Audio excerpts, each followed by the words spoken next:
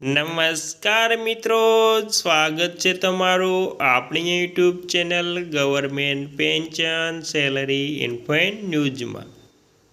તો વાલા દર્શક મિત્રો, આજે આપણે વાત કરવાના છીએ કે ગુજરાત રાજ્યના વૃદ્ધ પેન્શનરો માટે જે એપ્રિલ મહિનાનું પેન્શન મે મહિનામાં મળવાનું છે તેના વિશે।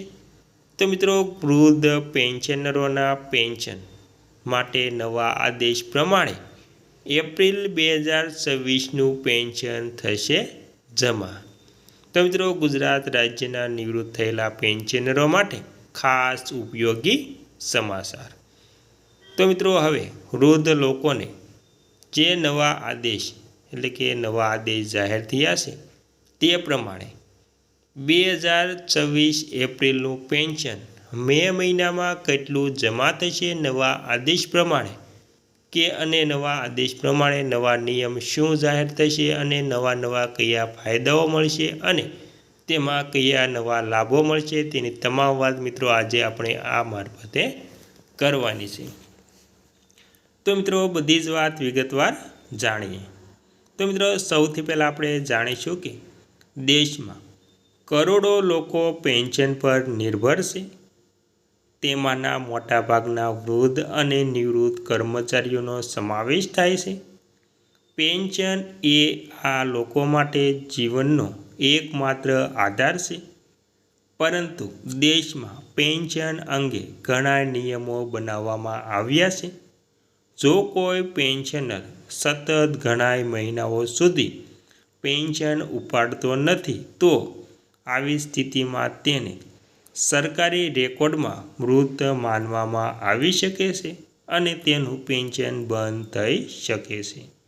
આવા કિસ્સાઓમાં ફરીથી પેન્શન મેળવવા માટે તમારે ફરીથી પ્રક્રિયામાંથી પસાર થવું પડશે, જે મુશ્કેલીકરણ હોઈ શકે છે।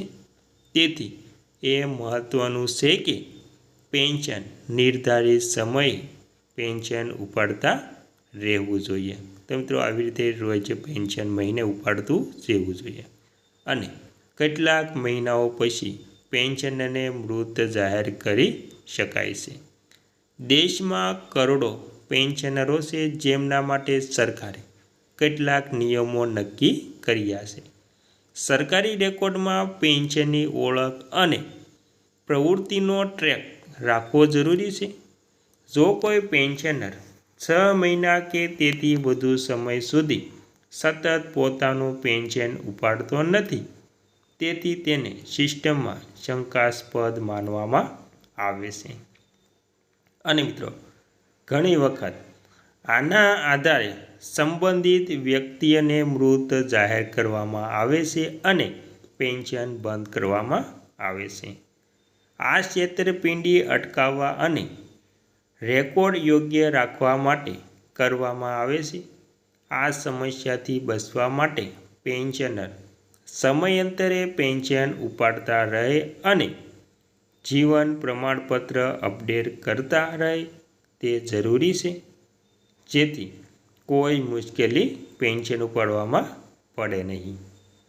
અને મિત્રો, ત્યારબાદ મહત્ત્વની વાત છે કે કેવી રીતે ફરી શરૂ થશે પેન્શન। તો મિત્રો, જો કોઈ પેન્શનરે કોઈ પણ કારણોસર ઘણા મહિનાઓ સુધી પેન્શન ઉપાડ્યું ન હોય અને સરકારે તેને મૃત માનીને પેન્શન બંધ કરી દીધું હોય તો તેને ફરી શરૂ કરવા માટે કેટલીક જરૂરી પ્રક્રિયાઓ પૂર્ણ કરવી પડશે।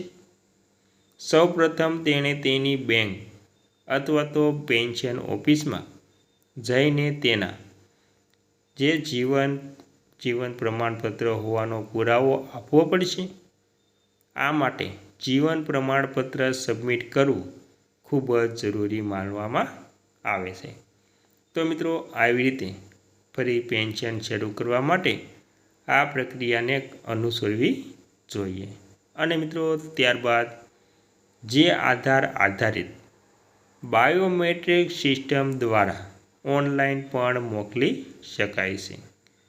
તો આ સાથે એક લેખિત અરજી આપવી પડશે, જેમાં સ્પષ્ટપણે જણાવવામાં આવશે કે પેન્શન કેમ ઉપાડવામાં આવ્યું ન હતું અને હવે તેને ફરી શરૂ કરવા માટે વિનંતી કરવી જોઈએ?